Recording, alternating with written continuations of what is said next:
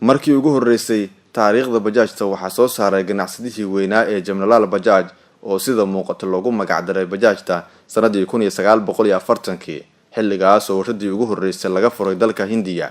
Hindiya ka ganacsiga bajaajta waxay u tahay mid ka mid ah ilaha dhaqaale ugu baahsan iyadoo intii u dhaxaysay 2012 ilaa 2013 dibadda u dhoofisay 480,000 oo xabo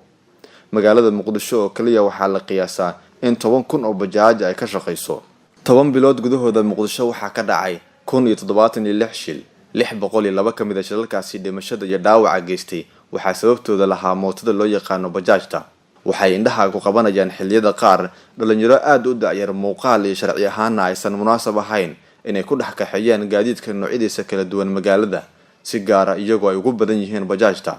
dadyowga sida joogtada ah u adeegsada mooto bajaajta si danahooda ay ugu fushaan ayaa ku sheegaya in xilliyada qaar ay arkaan dhacdooyin cajiib ah kuguna abuuraya cabsi iyo qalqal fara badan dhalinyaro aan gaar ahayn in ay bajaaj loo dhiibo wali qaabka wadaan ay ka qoslayn oo hal daba inuu gees ugu fadhiisto oo si qolcan u wadaayo mar saxiixinaya qaarkood amoodid in meeshta meel lagu bartay ka dhigeen oo bajaaj oo amoodid marka waxa leeyahay in arinkaas dhalinyarada kale lagu cayigeliyo oo macnaha dadka xataa nafsiyan mal raaci karo hadaa ninkaas kale raacid waxa halis in kulli doonto baasha qaarkood waxa arkaysaa speed waxay ku wadaan oo xad dhaaf ah waxa dareemayna in marka in la qaabka loo wado in la barin ma qofka uu wadayo mas'uuliyadiis inuu qofkaas asiga uu yahay hatta haduu baawar hoos ka geliyo mas'uuliyadiis asaas kale mugtay waan arkay cilmo yar oo saxiixinaya bajaajta nafsi ahaan ma barra macna ma ku qanacay inaan fuulo laakiin waxa arkaa marka bajaajyadaas qaar aan raacayo kaleeto qof oo mas'uul ah wajiis ka muuqato in aan feeriyo kadib aan raaco laakiin na iska raaco waxa ay in dhibaato kasta ay kulmi karto xag amaan ahaan oo ama qofkii inuu badan waxa ogna in qolooyinka qolistada tuugada oo kale in badan awtaan in taas kale aan ka fiiriyo qofku jiis marka raacayo kale ninka qaarkood waxa dhacayso ninka ta istaajiyo aan fiiriyo aan fasaxo oo iska baxdhaw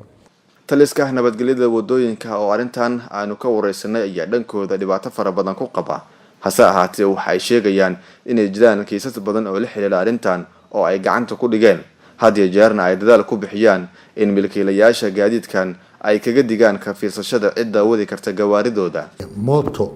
ama baabuurba waxa wadi kara qof weyn oo qaangaar ah oo imtixaan u gala batanta qaata oo laysanka markuu qaato kadib ayuu wadi karaa qofkaasuna waa inuu yahay qof weyn oo qaangaar ah oo mas'uul noqon kara looguma talagelin ilmo yar inay wadaan looguma talagelin qof aan sharci lahayn laysan lahayn inuu wado looguma talagelin marka waxyaabaha ka mamnuuc ay ka mid tahay dadweynaha Soomaaliyeed waxaan uga digaynaa mooto aan sharci lahayn laysan lahayn mooto anug aan qof aan qaangaar ahayn oo wado intaba in laga digtoonaado waa muhiim dadka hantilayaasha eelan laftirkooda waxaan uga digaynaa hantidooda inay u dhiibaan dad mas'uul ah dad sharciga ay ku wadi lahaayeen mootadan ama baawurkanba qof leh oo qaangaar ah qof aan qaangaar ahayn haddii aan lagu soo qabto mootadaas naloogu imaan maayo ciddii aan ku qabanana waa ku xiraynaa dib damban anaga nalooga soo raadsan maayo qof walba waa inuu hantidiisa ilaashadaa ma jiraan sababo ku qasbi kara in dhalinyaradan da'da yar ay kaxeeyaan bajaajta mase jiraan caqabado ay kala kulmaan cidda ay qaadayaan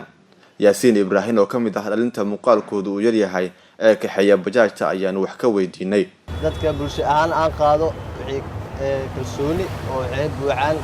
qofka aaminka oo galaa laakiin laga tashtaa ka fiican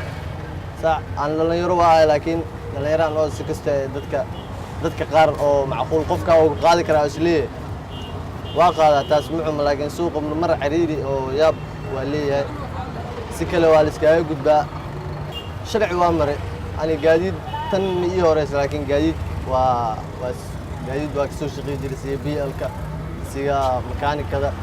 hadda kulay waxay isku soo ururtay mooto isku soo ururtay gaariga weer hadda dhanka adduunka see naqatabo waa loola mastacaamaa